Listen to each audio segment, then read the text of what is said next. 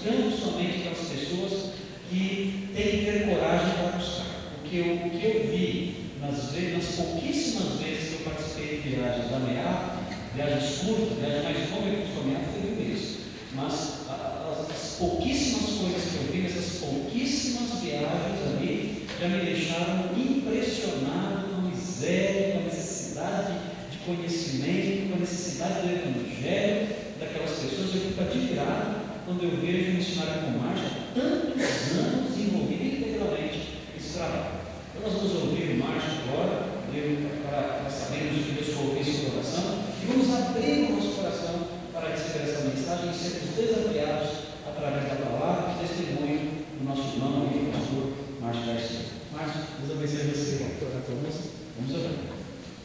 Santo Deus, nós somos pequenos, somos meninos, nós não sabemos como andar. E ficamos muitas vezes, ó Deus, perplexos e impressionados com aquilo que o Senhor faz através de meninos, através de homens que se sentem incapacitados, através de homens que se sentem inadequados. E o Senhor, como sempre faz, transforma o nada no universo. Ó Deus, que maravilha é o seu poder. E o Senhor continua fazendo sempre isso conosco. E nós, ó Deus, que aqui estamos, somos prova disso. Prova de que o Senhor continua usando o nada como matéria-prima.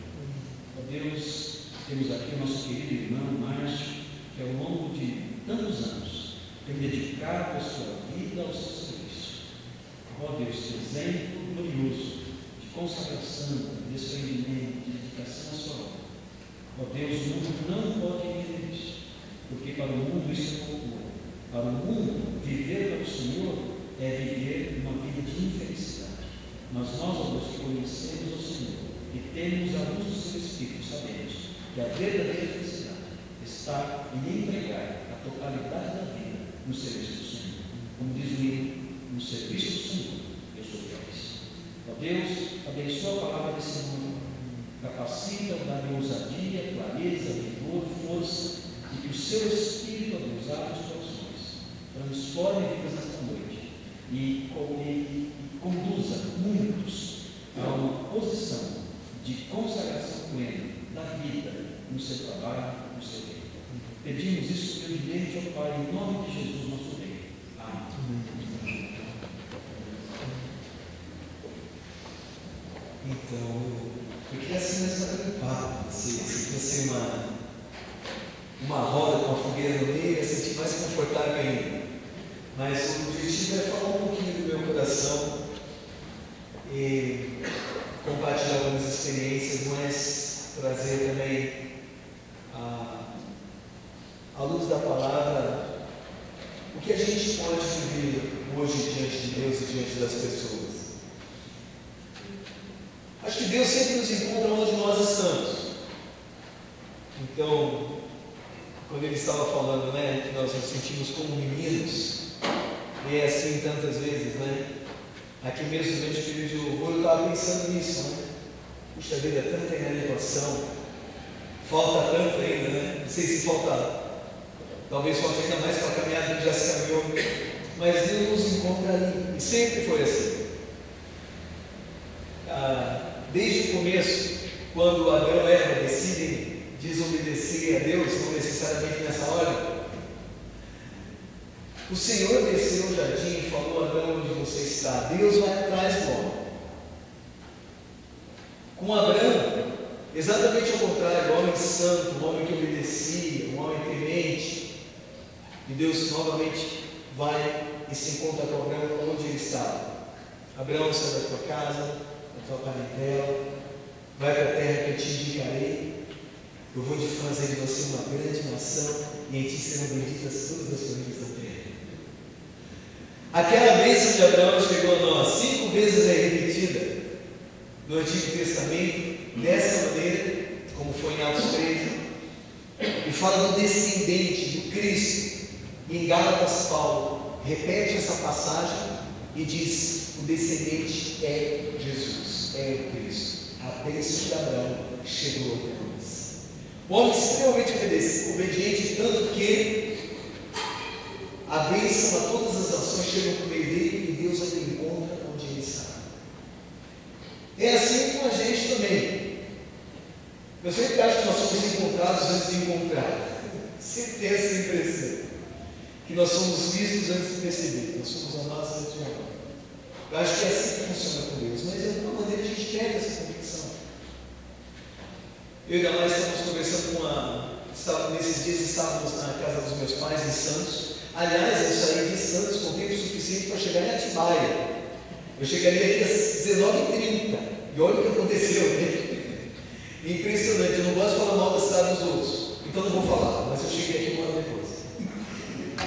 E aí estávamos em Santos e minha mãe paga uma senhora para faxinar a casa uma vez por semana. Aí ela passou lá ontem, antes de ontem. E aí a gente começou, almoçamos, né? E começamos a conversar com ela.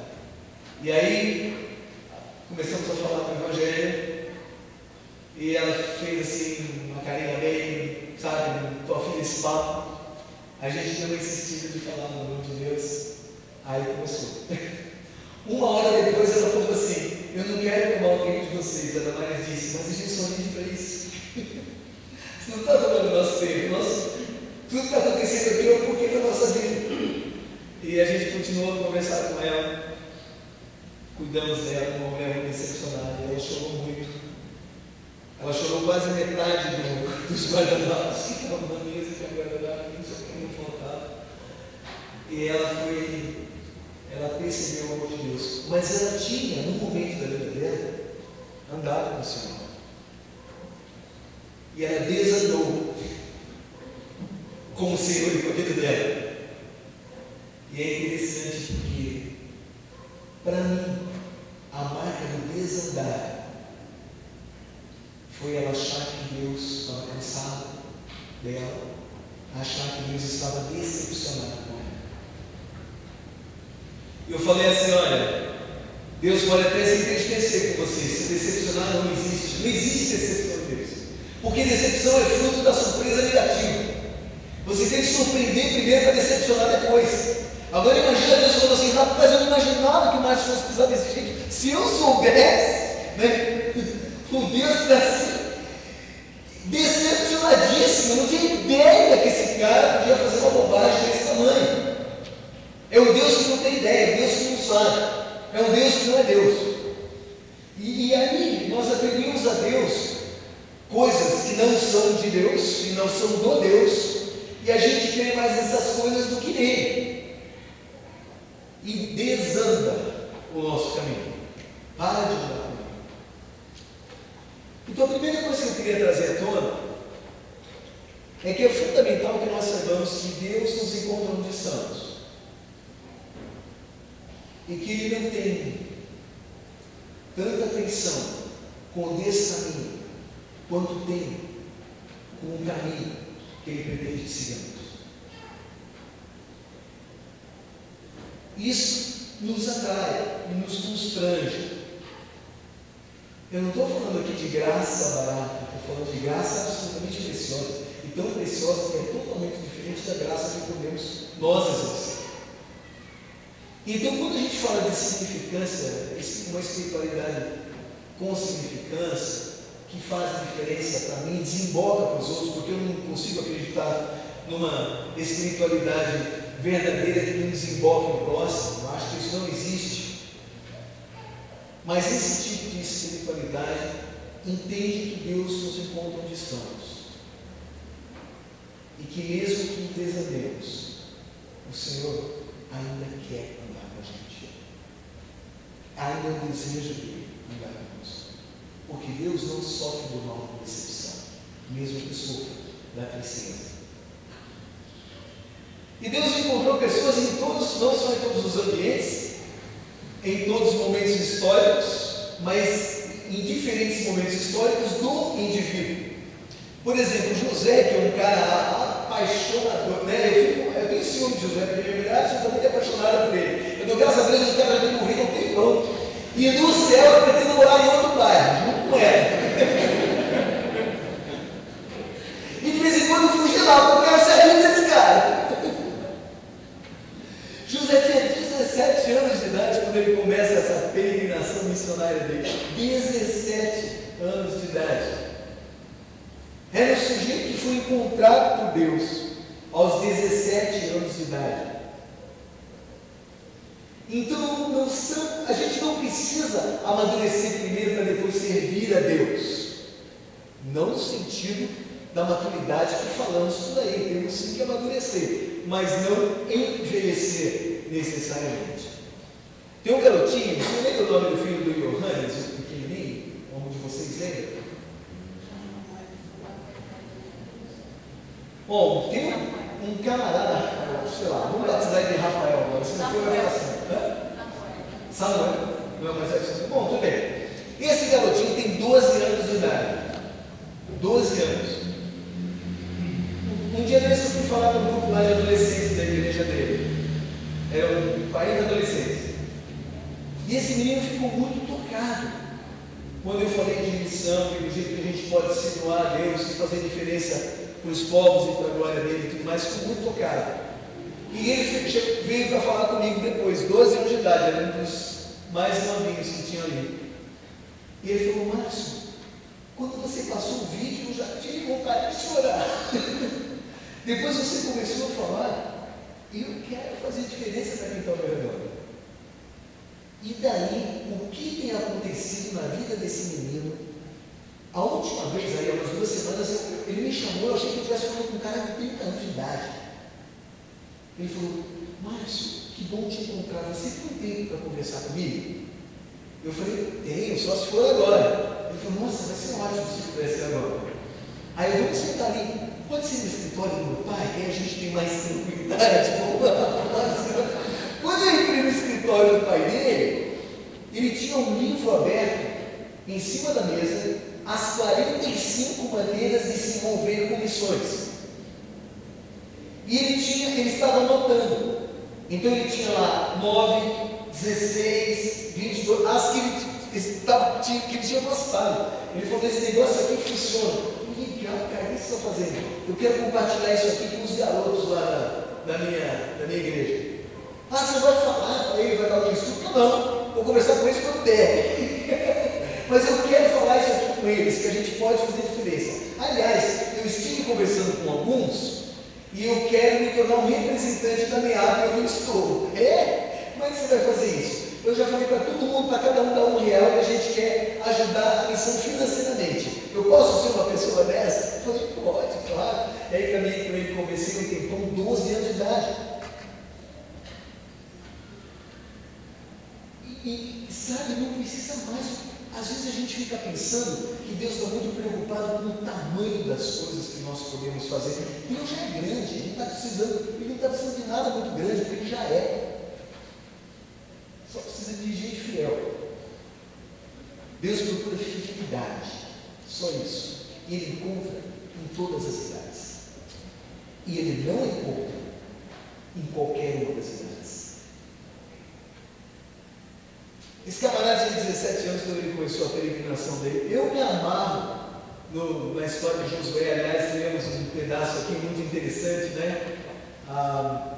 Obrigado pela palavra. E o Senhor falava com Moisés face a face, como qualquer fala com seu amigo, lembra na tenda do encontro? E Josué, que estava sempre por perto, ele era um jovem Josué. Se lembra que ele nasceu no deserto, né? E ele passou lá da terra prometida, Josué e o Caleb. Então, quando eles passaram para lá, eles tinham talvez menos um pouco de 40 anos, por aí, né? Imagina. Mas ele era um cara jovem, andava ali, ouvia Deus, era sensível a Deus, a ponto de dar aquela palavra: olha, vamos lá, né? Vai dar certo. E deu mesmo. Samuel é menor ainda. Samuel era um garotinho. E Deus encontrou, tanto com Josué na sua juventude, quanto Samuel na sua infância. Deus não tem muito problema com esse negócio de idade, não. Ele encontra as pessoas onde as pessoas estão, quando as pessoas estão.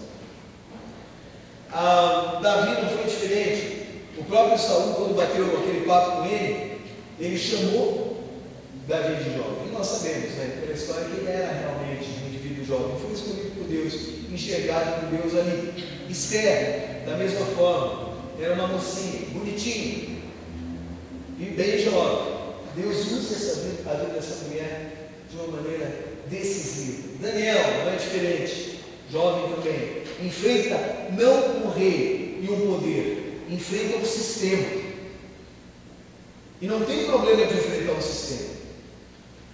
Eu prefiro não morrer, se der para não morrer. Mas se precisar morrer, tem que morrer. Tem que enfrentar, tem que ir para cima. Vou dizer, quando eu me converti lá no acampamento, eu fiquei assim maravilhado com o amor de Deus. Eu pedi para alguém, rapaz, tem uma Bíblia aí para me emprestar? Era uma quinta-feira, né? Ou eu pedi isso, me converti assim, na madrugada de quarta para quinta-feira. Então eu estive lá segunda, terça, quarta e nada. De quarta para quinta eu me converti. Olha, eu vou ser o pregador da Palavra da Vida agora na próxima semana. Eu vou encontrar com um monte de moleque moceco como eu era. E desejo que Deus me use na vida daqueles garotos como usou Maurício na minha. E eu criei naquele dia lá. Eu pedi a Bíblia. Olha que me deram a Bíblia, eu mirei no meio, errei a pontaria, acertei em Daniel e comecei a ler aquele negócio. Eu falei, cara, esse cara tem tudo a ver. Tem tudo a ver. Porque ele é macho à beça e é santo. Olha, rei, tudo bem que quer matar, mata, mas antes vai escutar uma coisinha aqui, ó. Pá, pá, entendeu? Macho, cara, é para comer, senão morre, não vou comer, não. Sabe, eu sei, eu acho que é desse tipo de textura que Deus faz os homens santos, as mulheres santas. Desse temor, dessa coragem. Eu lembro de Paulo e Silas, quando eu falo isso, lá em Filipe. Lá em Filipe, Paulo, ele estava evangelizando, foram para um lugar de oração, Lídia se converteu, começa a acontecer aquela revolução espiritual ali, os caras treinem Paulo, treinem Silas, e era cárcere interior, significa que eles estavam atados de mão e pés no mesmo tronco, o que não é nada confortável, seria mais ou menos isso. Vamos dizer que essa caixa fosse um tronco, os pés estariam presos e as mãos também, no mesmo tronco. Paulo e Silas assim. No meio da noite, Paulo vira para Silas e fala assim, cara, não sei você, mas estou doidão para cantar os louvores a Deus aí. Silas virou para ele e falou, dá o tom. Tem que ser diferente. Não é exatamente, tem cara que fica preso em trânsito uma hora e chega reclamando da igreja. Não são muitos, mas alguns. E Paulo e Silas ali, amarrado em pé e mão, no tom, viram o outro, rapaz, estou doidão para louvar Deus, vamos aqui, e começaram a cantar. E cantaram, e tanto cantaram, que veio um terremoto ali, estremece tudo, as portas se abrem, o carcereiro acorda. Rapaz, por que guarda tudo sempre dorme no trabalho? O carcereiro acorda, o cara devia estar acordado já. Acorda, quando ele viu as portas abertas, ele já pegou a espada para se matar, melhor para morrer na minha mão que na mão de Roma. Trair Roma. Pisar na bola com Roma, você sabe como é que você paga, mas dói mais do que eu tirar minha própria vida. Pegou a espada, Paulo grita, olha, não te faça nenhum mal, estamos todos aqui. Rapaz, que trouxe, vou contar. E contou. O cara creu, falou, vou voltar para casa. Saiu de noite, leva o cara para casa dele, lava os vergões, dá você contar para toda a minha família, acorda todo mundo lá. Paulo conversa com aquele pessoal crê, tem uma revolução espiritual. Num determinado momento, Paulo fala, eu vou voltar para a cadeia, senão aí você vai morrer mesmo, né? Antes de amanhecer, eles vão de volta para a cadeia, prendem Paulo, Silas de novo, carcereiro já de vida nova, de visão nova, tudo novo, velha espada, mas o resto é tudo novo.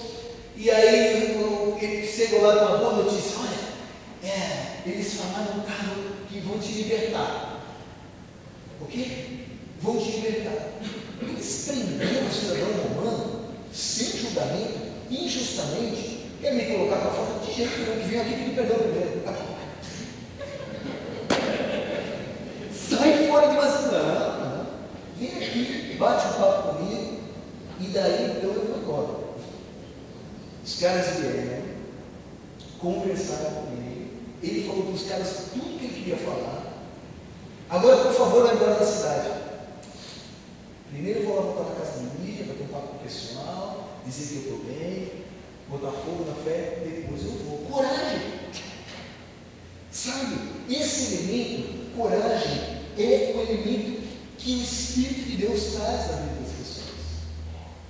Eu tenho dito que não é possível se viver nessa terra de um modo digno sem se ter santidade suficiente para entender a Deus, para se perceber a Deus, e coragem suficiente para obedecer a Deus.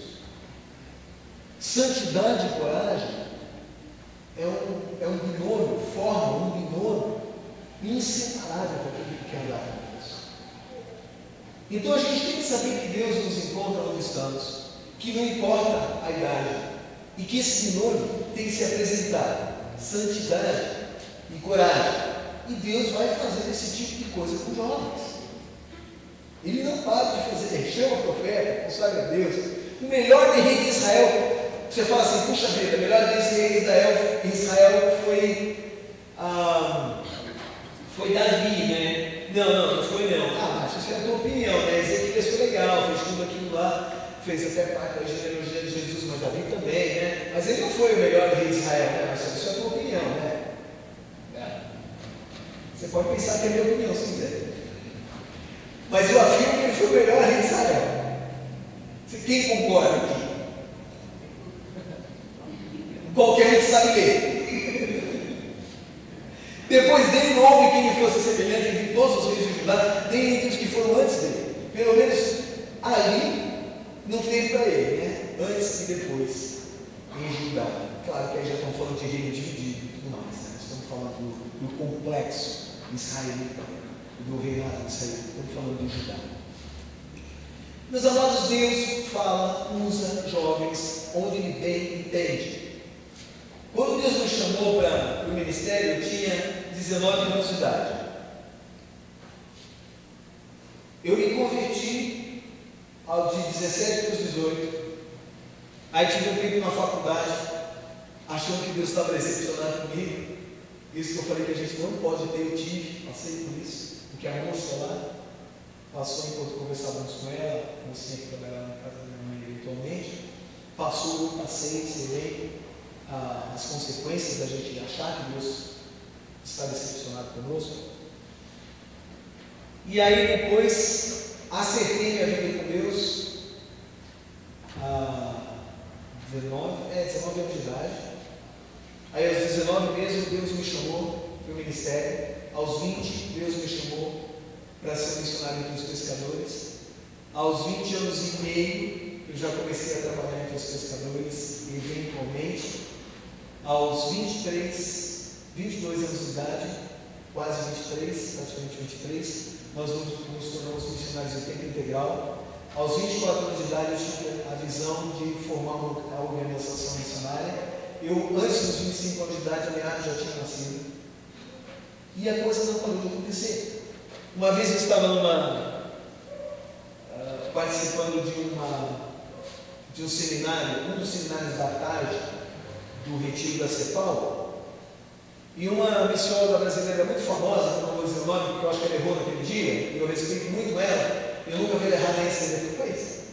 Ela está falando exatamente o contrário disso. Ela estava dizendo que a gente não podia nem pensar em ter obreiro com menos de 30 anos de idade, de ter ministro com menos de 30 anos de idade, de ter gente que pudesse falar em nome de Deus com menos de 30 anos de idade. E eu achei que aquilo, eu falei, chamei no final, falei, eu, por exemplo, estaria fora do ministério até o ano passado. Mas olha o que aconteceu, né? Eu tinha 31 anos de idade quando eu ouvi isso. Mas dos 20 aos 30, centenas de comunidades na costa brasileira já tinham recebido o Evangelho. E nasceu lá. E nasceu um cara que é plantado, ajoelhado, falando, Deus, me sinto inadequado, não competente. Tudo que Deus precisa é isso, uma massa que não funciona, porque Ele que faz o pão. Ele que faz esse negócio funcionar. Nós não precisamos ser muito funcionais, Ele é, nós precisamos ser muito dependentes. Precisamos amar muito, precisamos ser fiéis, e o resto vai. Então não fica com essa de, quando eu for velho, aí a coisa vai funcionar. Não, é hoje, já. Deus nos encontra onde nós estamos e trabalha com a gente dessa maneira. Aliás, eu acho que é complicado mesmo essa questão do jovem compreender isso. Principalmente hoje. Por exemplo, a minha filha não pôde trabalhar até os 16 anos de idade, porque é proibido por lei. É proibido trabalhar. Acho que tem outros mecanismos para se discernir isso, não precisa desse tipo de proibição. Eu até entendo por que fizeram essa proibição, né? Mas foi tão bom começar aos 13. Foi tão rico esse negócio.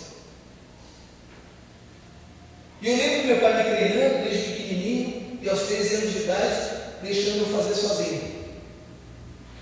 Ele era dono da maior empresa lá de sistema de bombeamento, piscina, etc., da Baixada Santista. Mas eu comecei quando eu provei que eu podia. Eu era pintor de bomba d'água. Mas era pintor oficial, eu mesmo pegava o pincel, não era ajudante de pintor, já era legal. E eu ia de bicicleta, de prédio em prédio, pintando bomba. E quando os caras sabiam que eu era o filho do Marcos, que eu era o filho do dono da poderosa marca da companhia, eles queriam me tratar diferente. Ah, eu acho que meu pai ligava para os caras. Mas meu filho não é meu filho não, trata igual todo mundo, né? E ele foi me ensinando desse jeito. Achei muito legal isso. Hoje nós somos proibidos de trabalhar, a gente vai pensar em trabalhar depois de se formar na faculdade, etc. Até ali nós somos meio carregados, né? Parece que o mundo não serve. E a Bíblia está falando para nós servirmos o mundo. Eu não sei, mas parece que tudo coopera para a contramão da proposta do Evangelho. Era um pouco mais fácil 30 anos atrás, porque a gente era incentivado, não, vai lá, cara, bota uma massa lá. E hoje o mundo faz de conta, tudo tem que estar certo. Nossos filhos não podem passar por decepções, como se decepções não fossem parte do novo. Claro que são. E não podem passar por desconfortos, enquanto que Deus sempre chama pessoas para fora do conforto. Veja a história de Jesus com os grandes amigos dele. Vi que ele trouxe, que ele levou do desconforto para o conforto. Me diga um. Começa ele mesmo. O pai, a proposta do pai para o filho é sair do céu para a terra. Esse é o cúmulo da perda de conforto. Olha a diferença que tem entre céu e terra. Do absolutamente confortável para o muito desconfortável. Percentualmente falando, não existe perda de conforto tão ampla quanto a diferença entre céu e terra. Nada que você possa sugerir aqui vai perder tanto em termos de distância do que céu e terra. E Deus faz isso com o filho dele. Sem crise nenhuma.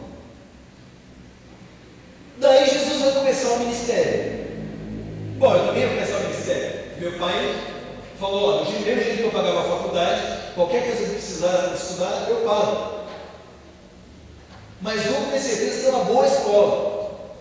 Aí pesquisamos juntos, tudo mais, meu pai era espírita ainda na época, mas já tinha essa visão. Mas ficou doido, né?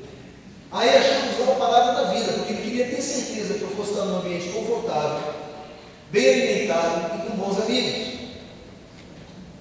Bom, Jesus também estava começando no deserto. E o Espírito de Deus, Jesus também estava começando o ministério. E o Espírito de Deus o leva para o deserto. Um lugar extremamente desajeitado, sem água e sem pão, enquanto eu estava muito bem alimentado na palavra da vida, e com uma péssima companhia de água lá. Meu pai não queria num lugar confortável, bem alimentado com boa companhia, e o pai de Jesus fez isso, sabe? Tem umas questões aqui que a gente tem que parar e pensar. Será que a gente não está errando a pontaria de vez em quando? Em proteger tudo que está protegendo, ou em aceitar a proteção? Eu acho que nós filhos, nós entre aspas, né? A garotada tem que dizer, não, deixa que eu me vire de vez em quando. Quanto mais melhor. Deixa que eu me vire, deixa eu parar. Vamos lá, é desconfortável, mas eu vou. Eu sou missionário. Eu fui um dos caras mais pobres desse país por uns bons anos. E quando eu falo isso, não é figura de linguagem, não, é matemática. É científico o negócio. As minhas filhas cresceram em vila. Antes de ontem, eu liguei para uma e falei: filha, eu estou aqui no Poupa Tempo, eu sei que você perdeu a sua carteira de identidade, e o pessoal falou que não tem filha nenhuma, se você vier, você pode fazer lá hoje. Aí a minha filha, de missionária, fala: ai papai, mas o senhor levou a moto da Carol, como é que eu vou? Quase que eu falei: vem de joelhos. E agora vai vir mesmo. Mas ela tem 22, tem 23 anos de idade, aí tem que ir ralar. Sozinha.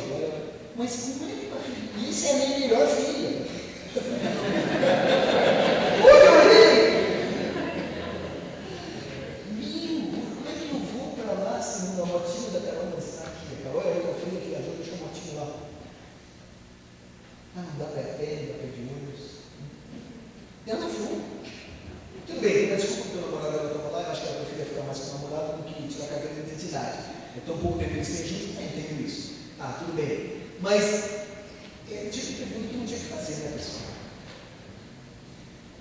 Quando as pessoas chegam no campo missionário para ajudar a gente, e a MR recebe mais ou menos 1.300 voluntários por ano, como o nosso irmão que vai lá segunda-feira, talvez um pouquinho mais que isso agora.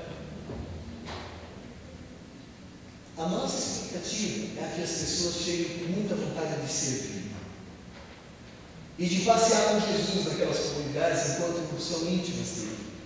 É essa a nossa expectativa. Não é essa que vai acontecer, mas ela tem que vir com o espírito de servo e com temor, santidade suficiente para dar um passeio com Jesus. As suas atitudes têm que apontar para a cruz, também para a ressurreição. E aí eu recebo a equipe, uma determinada equipe. Eu tinha pedido para a equipe vir bem menor, porque é difícil trabalhar com equipes grandes, talvez não tanto para a gente, mas para eles mesmos.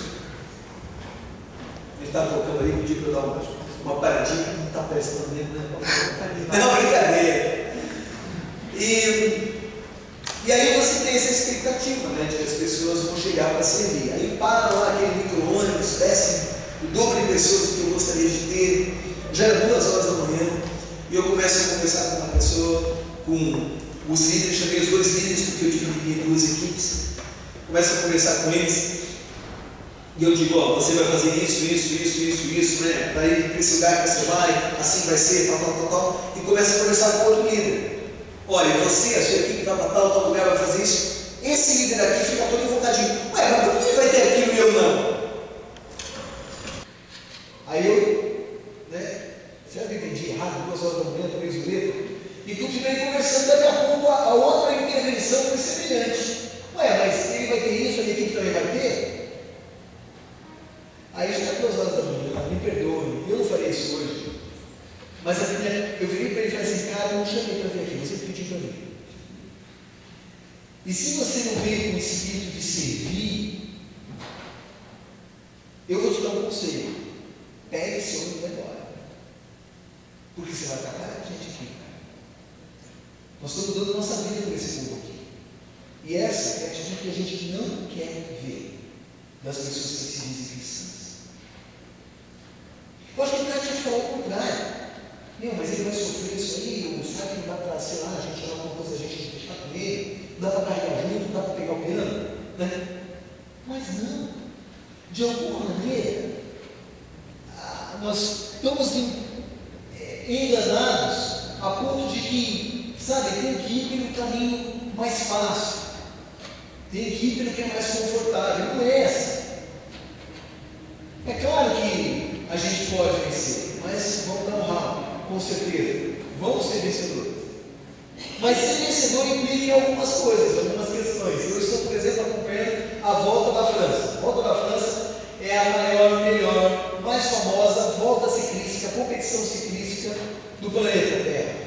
São 21 etapas na França e aqueles países ao redor, que os caras fazem todo tipo de montanha que não é desenhada para bicicleta, definitivamente.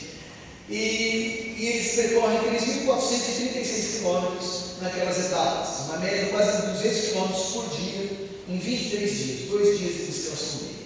Eles estão na 14ª etapa. Aqueles caras, eles chegam tão cansados que eles têm que ser agasalhados imediatamente. Por quê? a condição de imunidade deles naquele momento, pós-chegada, é como a de um paciente terminal. Os médicos colocam dessa maneira.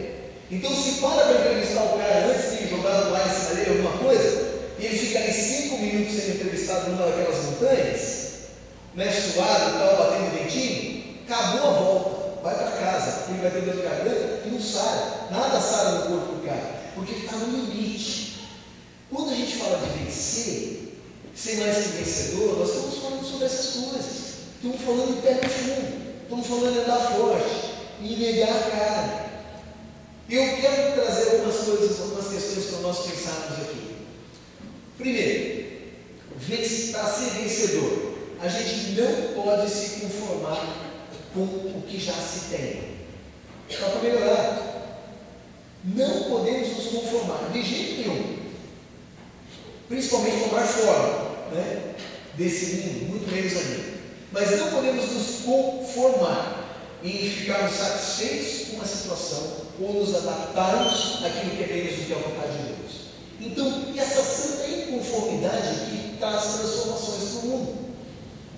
As grandes mudanças do planeta passaram por pessoas descontentes. Primeiro nasce o descontentamento, depois a transformação.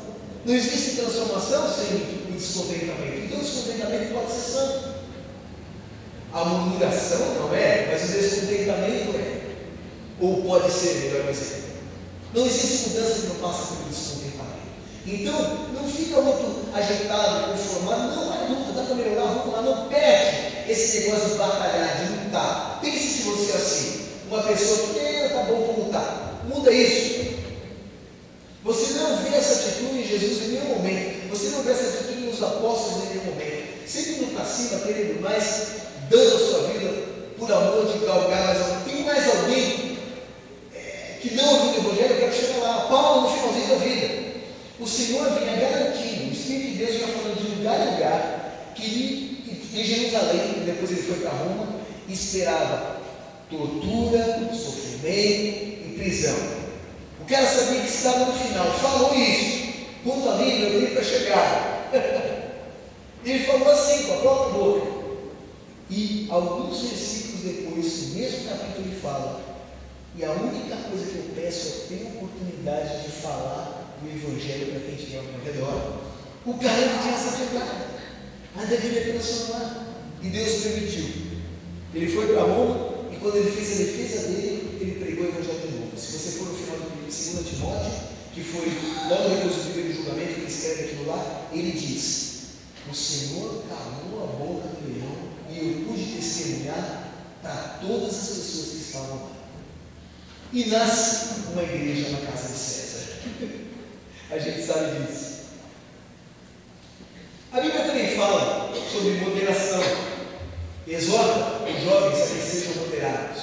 Então, quando a gente fala de ir para cima, também tem que pensar em ir para cima com sabedoria, com prudência, não de uma maneira abestalhada, né? Então vai para cima, mas vai para cima com moderação, com prudência, o que mais? Então não desiste de lutar. E fica colocado com esse negócio de desistir antes de tentar. Esse é o pior perdedor que existe. O indivíduo que não tentou, desistiu. Não faça isso com a sua vida cristã. Como é que eu posso colocar isso em prática? Sei lá, tem aquele cara chatão lá, ou todo durão no seu trabalho, e você fala: caramba, isso daí, só por Deus mesmo, né? Exatamente. Ele, eu, você, qualquer um. Qualquer um é só por Deus. Não existe a pessoa enxergar Deus se não for por Deus. Qual é a tua parte? Lá e falar, vai ser duro, não tem problema. Tenta primeiro, o cara não vai ouvir. Você sabe, você tentou. Pensaram isso em mim. Eu me converti em julho, no meu terceiro colegial, em julho. Depois eu descobri que tinham 2 meninas crentes na minha sala de aula, que nunca tinham falado do Evangelho para mim. Anos depois eu conversei com uma dessas, perguntei para uma dessas: mas por que você nunca falou do Evangelho para mim? Ah, Márcio, se a gente tinha medo de você. Desistiu antes de tentar. Um outro, aliás, que é filho do pastor que me batizou. Um dia desse estava numa equipe, ele é dentista, estava na equipe, um cara muito jóia, muito bonitão, acho muito mais legal que eu. Mas, e aí perguntaram, Marcelo, como é que é a sua conversão? Aí no meio da conversa ele falou, cara, eu tinha medo de você. Ué, mas você me conhecia? A gente fazia cursinho junto. Nós fizemos cursinho juntos? Fazíamos cursinho junto, era da tua sala. Rapaz, eu nunca te vi. Sei lá, mas era da tua sala. Eu sei, mas por que tu não falou o evangelho para ninguém? Não, cara, não estava de encrenca. Eu lembro, ele contou uma história. Quando você entrava na lanchonete, eu pegava o que tinha ali e saía. Coca-Cola, sanduíche, o que tinha e saía, porque eu sabia que ia pegar alguma coisa ia acontecer. Eu falei, rapaz, mas a segunda vez que eu vi o evangelho, só precisou de 2 pessoas ter tempo suficiente para falar o evangelho para mim. A primeira eu já fiquei todo quebrantado, na segunda eu criei, e criei para sempre, nunca mais ninguém precisou pegar o evangelho para mim. Só custou 2 dias. Né? Você podia ter sido o primeiro, sei lá, podia ter sido o segundo. Então, não tema, não desista antes de tentar. Vai lá e fala. Se o cara for ficar invocado contigo, fica com o problema. O que isso mudou a tua vida? Quem falou que Deus nos chamou para o conforto? Ele nos chamou para o confronto. É parecido, mas é diferente. Bem diferente. Então, não existe esse negócio de ser vitorioso no conforto. Ser vitorioso é desconfortável. Quando eu vejo os caras dando chegada lá, depois de ter corrido 200 e poucos quilômetros, ainda dando sprint de 70 a 75 km por hora, eu falo para mais amor, você não sabe como isso dói. Eu lembro que eu passava ali assim e pensava, caramba, por que eu escolhi xadrez, ping-pong, que ideia! Escolhi ciclismo, pedalagem, meu maluco, embaixo do sol, perder 4 quilos em 2 horas. Não desiste antes de lutar, vai para cima. Agora tem gente que foi animada nesse vídeo, mas é água, pessoal, é água. No dia seguinte volta o peso todo. Segundo, ele não desiste de lutar. Primeiro, não desiste antes de lutar. Segundo, ele não desiste de lutar, são diferentes. Um cara não lutou, o outro está lutando e não para, vamos lá, cara. Eu lembro de uma vez que era as eliminatórias. Rapaz, é isso mesmo? Era eliminatória para a seleção brasileira. Eram 3 provas, trouxeram todos os melhores júniores do Brasil, e aquelas 3 competições, os primeiros colocados determinariam o selecionado brasileiro. E na primeira delas, eu ia ter essas 3 provas naquele ano. Uma corrida antes disso foi em Dayatuba.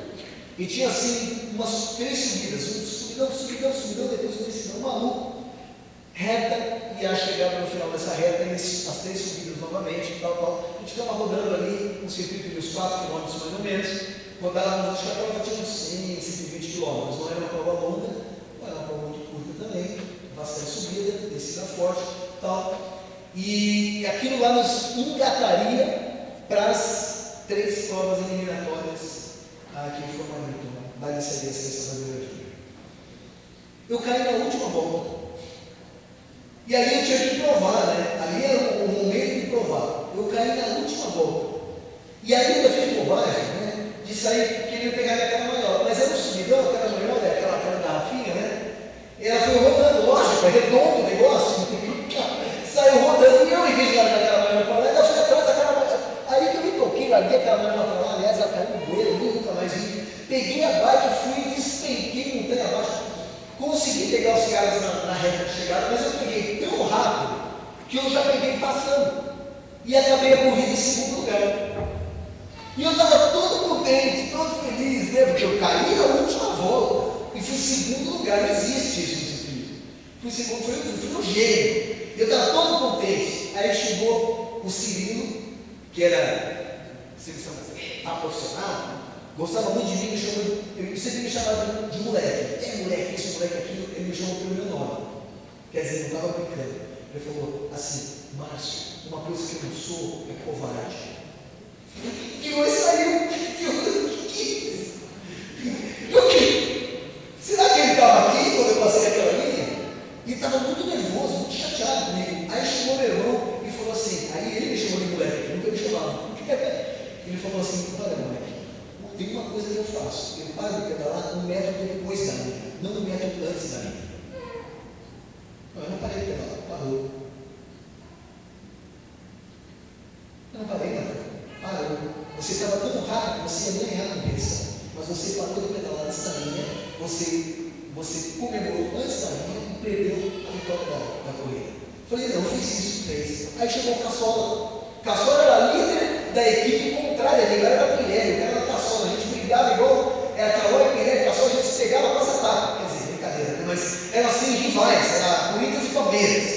O Caçola chegou e falou assim, Márcio, por que você parou de pedalar antes da chegada? Eu não parei. Parou, eu filmei. Chega lá na minha empresa essa semana, e vou te mostrar aqui, porque era Super 8, né? Ele tinha filmado a minha chegada, eu tinha parado de pedalar. Eu parei de lutar antes da chegada. E eu deixei de ganhar a competição. Quer ser vitorioso? Não pode parar de lutar. Não pode parar. E aí, aquele dia eu aprendi. Eu ganhei as 3 eliminatórias, fui o mais bem classificado da seleção brasileira e fui da seleção brasileira. Mas eu tomei aquele susto primeiro, comigo mesmo. Eu espero que você já tenha tomado esse susto.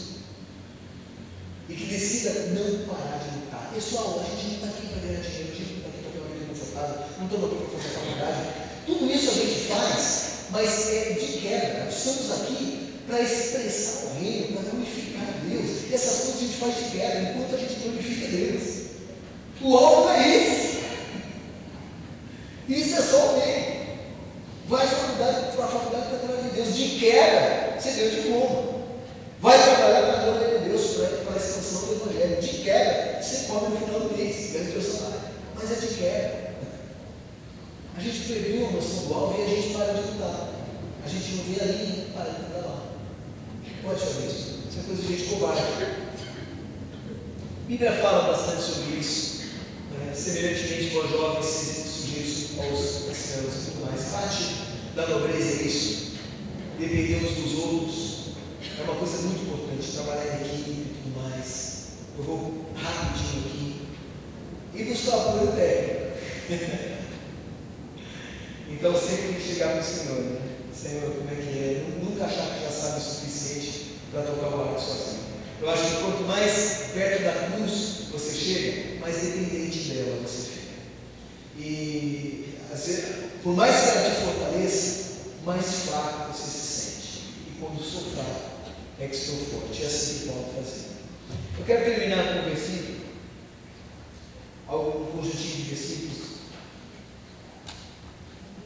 Dá uma olhadinha comigo em Filipenses. Filipenses 3.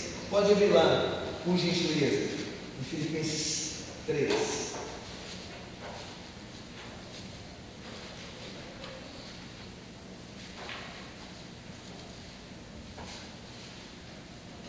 Paulo vinha falando de quem ele era, como ser humano, como gente. Filipenses 3. Eu vou ali do 4 em diante, tá? Embora eu mesmo tivesse razões de ter confiança em mim mesmo, né, de acreditar na minha circuncisão, de botar fé no meu taco. Se alguém pensa que tem razões para confiar na carne, eu ainda mais. Verso 5 de Filipenses 3. Eu fui circuncidado ao 8º dia de vida, que é o que ali escrevi, pertencente ao povo de Israel, a tribo de Benjamim, famosa, honrada, verdadeiro hebreu, quanto a lei fariseu, quer dizer, da seita religiosa mais restrita, mais fechada, mais apegada às tradições e tudo mais. Quanto ao zelo, perseguidor da igreja. Eu não vi a igreja crescer e chorar, eu perseguia. Quanto ao zelo, perseguidor da igreja. Quanto à justiça que é na lei, irrepreensível. Era para fazer e fazia. Mas o que para mim era lucro, passei a considerar como perda por causa de Cristo. Essas coisas mudaram, meu paradigma mudou. Eu passei a enxergar o mundo de uma maneira diferente. Na verdade, a palavra diz que tudo se fez novo. Quando nós cremos, tudo se faz novo. A gente está numa nova vida. E é isso que Paulo fala assim: nessa nova vida eu percebi que tudo era novo. Eu enxerguei de uma maneira diferente, coloquei novas lentes. E o mundo ficou diferente para mim. Eu pensei, tudo isso aí virou perda. Por causa de Cristo. Mais do que isso, eu considero tudo como perda comparado com a suprema grandeza do conhecimento de Cristo. Esse negócio de conhecer a Cristo profundamente, meu Senhor, por quem perdi todas as coisas. Na verdade, eu as considero esterco para poder ganhar Cristo. Não acho que perdi muita coisa. Para mim era lixo isso daí. E ser encontrado nele, não tenho a minha própria justiça que procede da lei, mas aquele que diz a fé em Cristo, a justiça que procede de Deus, que se baseia na fé. É aí que eu quero estar. Não quero estar na minha justiça, mas na dele, na minha beleza, mas na dele, na minha força, mas na dele. É assim que eu quero me encontrar. E aí ele começa a dizer como ele quer servir a Cristo, que tipo de empatia ele quer ter com Cristo. E essa é a grande, eu acho que a grande sacada de hoje. Se você sair daqui lembrando disso, vai ser o suficiente. Olha como ele fala: eu quero conhecer a Cristo. Isso tem a ver com conhecimento. Ele fala: considerei tudo como perda diante da grandeza de conhecer a Cristo. Ele fala: eu quero conhecer. Claro que quer. Conhecer tudo aquilo como perda comparado com a beleza de conhecer a Cristo. Verso 10. Eu quero conhecer. Claro que quer.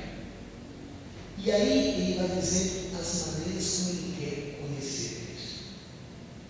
Como ele quer se envolver com Cristo. Como ele quer andar com Cristo.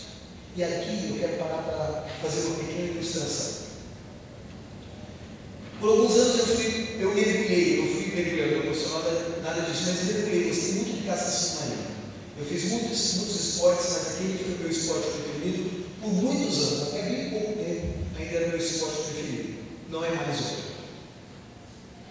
E quando a gente mergulha, nós temos que saber, conhecer um pouquinho de física. Porque todo o ar que está em cima da nossa cabeça, no nível do mar, a gente chama de um ATM. Todo o peso de ar em cima da nossa cabeça é uma atmosfera. Ou seja, o peso de ar de toda a atmosfera é uma atmosfera. Quando você desce 10 metros do mar, o peso de água em cima de você corresponde a uma atmosfera. Entendeu o que eu estou dizendo? Então, os 3, sei lá, quantos mil metros tem aqui? A gente poderia dizer, o que? Uns 8 mil metros, não sei quanto tem de ar em cima da nossa cabeça até chegar nesse espaço mesmo. Sei lá, vamos colocar 8 mil, não sei, mas deve ser daí para frente, né?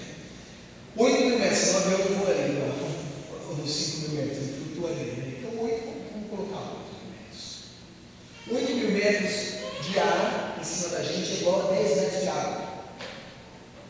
Então, quando você chega em 10 metros, toda a parte gasosa do seu corpo, que é muita, tudo que é de ar do seu corpo, diminui na metade do volume. Se você pegar, por exemplo, uma bexiga de ar e for subindo com ela estoura. Se você deixar uma bexiga de ar, a gente vê isso, né? Ela subindo e estoura. Por quê? Porque quanto mais pressão de fora, a pressão de dentro vai indo até encontrar por fora. E quando você vai mergulhando essa bola na água, ela vai diminuindo. A 10 metros de profundidade, esse ar está na metade do volume, porque tem mais de uma atmosfera em cima da cabeça dele. Isso aí, vocês lembram, né? É difícil. Se não lembrar, também dá uma olhadinha. Um mergulhador tem que saber isso. Até 10 metros ele flutua, daqui para baixo ele afunda. Então, quando a gente vai mergulhar, por exemplo, uma tábua-lagosta, entre 12 e 18 metros. Então, quando eu vinha descendo, fazia uma força, né? Até chegar no 12. Quando eu chegava no 12, procurando toca, eu parava e só via a pedra passando para cima assim. E afundando. E aí você bate o pé para não descer muito rápido, ao contrário. E para subir, passar desses 10 metros, você faz força. E dali para frente você faz menos força. E quando você está mais ou menos, você já passou todo ano antes de chegar lá em cima, arrancando máscara e etc. Já está na baba, né? Você está subindo na velocidade da bolinha, de tão rápido que você está subindo. Porque o negócio está te jogando para cima. Então, até 10 metros, o mar te joga para cima. De 10, água joga para cima. De 10 metros para baixo, ali a linha de 9 a 11, você praticamente estabiliza. De 10 metros para baixo, o corpo humano afunda. Por isso que o pessoal fala, o mergulhador deve ter sido comido por peixe, porque ele nunca morreu, claro, vai ganhar nunca. Está para baixo de 10 metros, morre, afunda. O cara morreu, teve um ataque, sei lá, alguma coisa, e a mergulhadora veio do lado do pontinho, não sei quem lembra, que morreu, ele nunca encontraram. Por quê? O cara afundou, estava mais de 10 metros, morrido, sei lá, desmaiou, o que aconteceu, ele só afundou e foi para o fundo. Assim que é com o corpo humano. Na espiritualidade, a coisa é mais ou menos assim também. Quando a gente fala em aprofundar a nossa intimidade com Deus, isso é um mergulho na pessoa de Deus. É um mergulho que você vai desaparecendo e Ele vai surgindo em você. É como você mergulhando naquele denso azul. Uma hora você não é nada, você só parte daquele azul. Você se perde de você e você encontra o seu verdadeiro eu. Ali que as coisas acontecem, ali que as coisas são de fato para Deus. E a vida cristã é assim. A parte da superfície dá maior golpe. Imagina você nadando, todo mundo vê. Olha que coisa linda, que rapaz maravilhoso. Aí você bate o pé para fazer o splash a mais. Que vida espiritual maravilhosa, né? Aí vai, nada de costas, um borboletinha, nada, né? Faz um computador ali, todo mundo vê e aplaude as boas obras. Isso aí é identificação com Cristo, é fé, mas é festa. E Paulo fala disso aqui. Eu quero conhecer a Cristo, claro, o poder de sua ressurreição. Ressurreição é isso. Ressurreição é festa, alegria, fogos, celebração. É fácil se identificar com Cristo na ressurreição. Ressurreição tem cheio de vitória. Ressurreição é essa vida cristã que fica nos 2 primeiros metros de profundidade. Muita luz, muito brilho. E aquela luz realmente é atraente, magnífica. Mas de alguma maneira, aquela imensidão lá embaixo se atrai. Ela tem um quê de inescrutável. Você sabe que não entende, mas só de pensar em ir para lá, será da vontade, sabe? E aí você arrisca um mergulho, desce, passa um pouco dessa linha da identificação com a ressurreição, que já é espiritualidade, entendeu? Todo mundo vê as suas botolas, te aplaude, e Jesus falou que você já ganhou, galardão, já está contigo, não sobrou mais nada para o céu, e etc. Mas é festa, é espiritual, é celebração. Mas você passa ali dos 3, dos 5, 6 metros, você já começa a ver um pouquinho o vidro, tem que compensar, você vai para baixo, aquele azul te atrai, mas se você para de para lá, você já sobe de novo, e aquela luz lá em cima é maravilhosa, aquele brilho, sabe, você sabe que ele aquece e tudo mais, mas ao mesmo tempo aquele profundo, aqui é o segundo ambiente da espiritualidade. Eu acho que muita gente se encontra com ele. Eu quero conhecer a Cristo com o poder da sua ressurreição, a participação em seus sofrimentos. Esse ambiente, até os 8 metros, aí, dos 3 aos 8 metros, é a participação nos seus sofrimentos. É a pessoa, o da superfície não sofre, desculpa, nada, ou quase nada, pelo amor de Cristo. Ele faz a festa, o cara fala, nossa, que bonito, né? Você faz isso, eu sou lá coordenador da MINAP, e a gente faz 64 projetos sociais. Olha que coisa linda, até espírita de beija na boca, eu falo isso. Olha que coisa linda, né? Isso é superfície. Isso é espiritualidade de superfície. Isso é natação. Isso não é mergulho. Isso não é em direção ao coração de Deus. Não tem nada a ver com intimidade com o coração de Deus. Isso é festa, é ressurreição. Não tem problema. Não pode ser só isso. Não pode ser. Você tem que ser atraído de uma maneira irresistível por esse bem sozinho. E descer na direção do coração do Pai. E começar a se identificar participando dos seus sofrimentos. Todo mundo mente, mas eu também. Cara, tu vai dar um texto disso.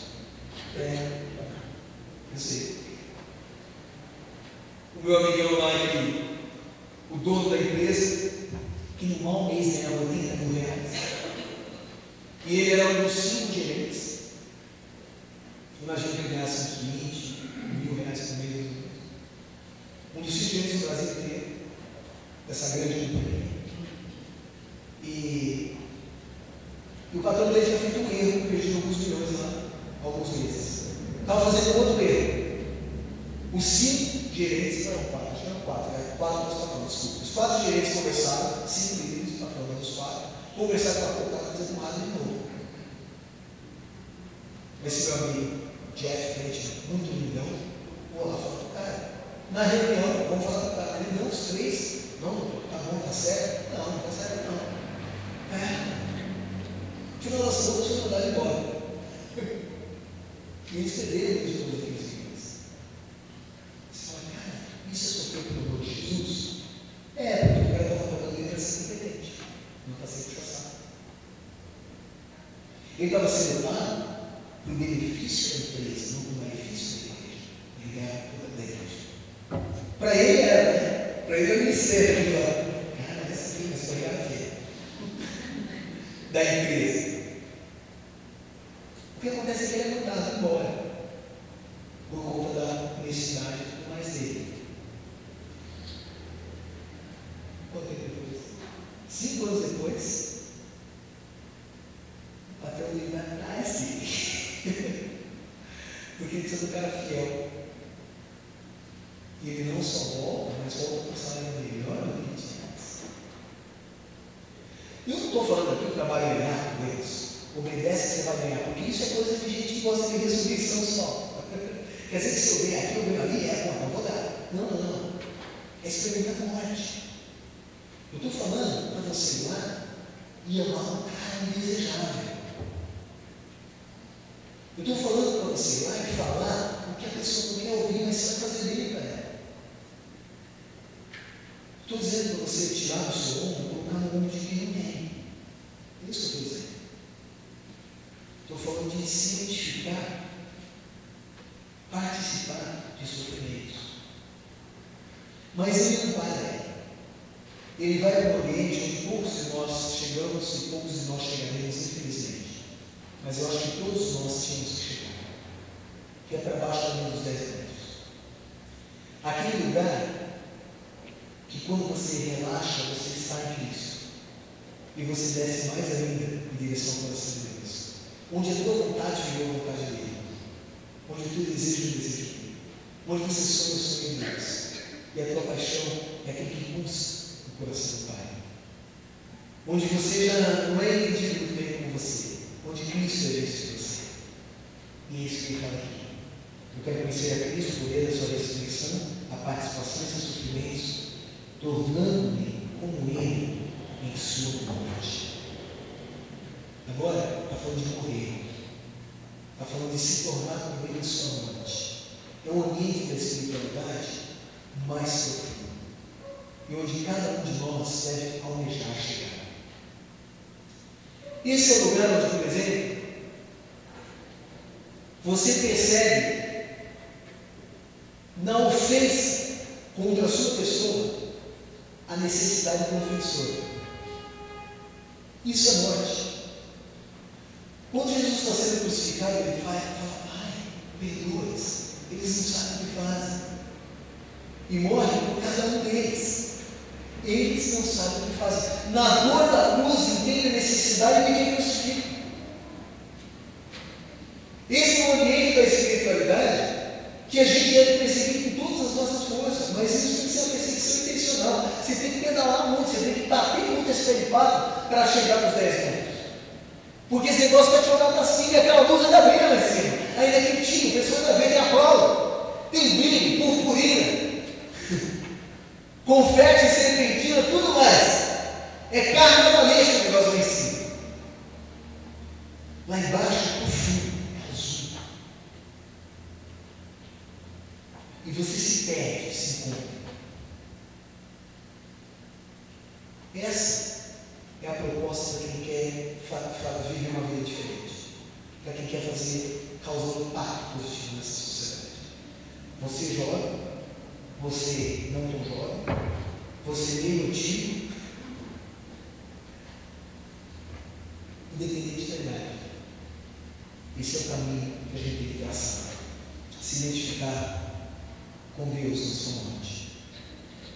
E você sabe que você está fazendo isso quando você enxerga na ofensa a necessidade disso. Quando falam algo com você e você pensa assim, cara, esse cara está aflito, deixa eu cuidar dele. Quando alguém te dá uma trancada no primeiro trânsito, você fala, cara, esse cara está necessitado. Senhor, abençoa esse cara, tem misericórdia, pede pela vida dele.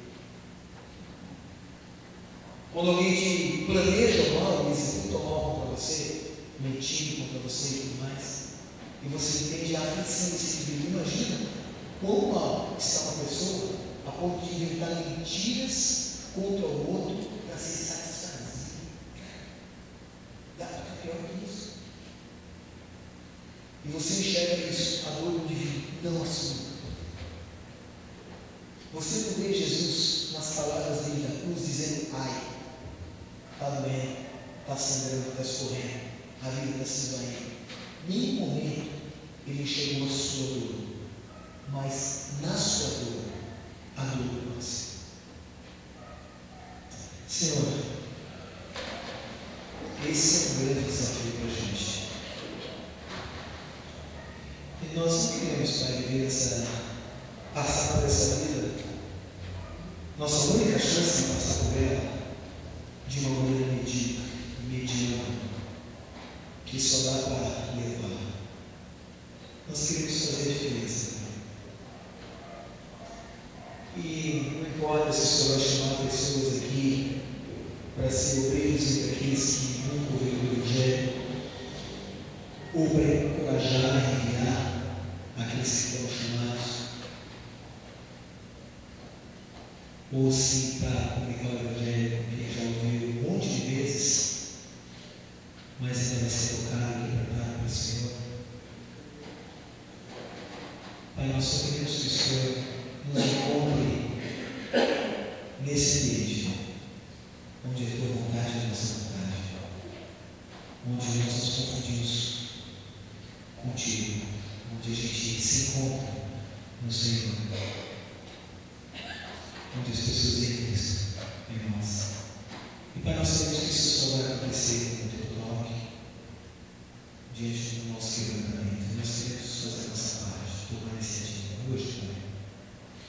Nós pensamos no conforto que queremos deixar atrás e queremos considerar, como Paulo fez, tudo aquilo que tinha, como perda, lixo, história, resto, esterco, comparado com a possibilidade de encontrar o Senhor, de conhecer, perceber a tua beleza, usufruir dela, mergulhar em direção ao teu coração, crescer em intimidade contigo, aprofundar o nosso relacionamento, Pai. Nós, ao mesmo tempo, desejamos muito que isso aconteça. Confessamos que nós somos muito bons de encontrar os caminhos.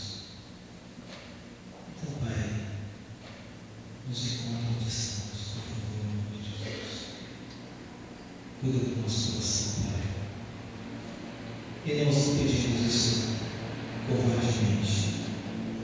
Nós pedimos pela pura incapacidade de encontrar os caminhos da intimidade do teu coração. Sabemos que a tua palavra vai nos ajudar nisso. Queremos nos comprometer a estar mais próximo dele. Mas se não for pelo Senhor, não estaremos, Pai. Uma força em nós, sem a tua força,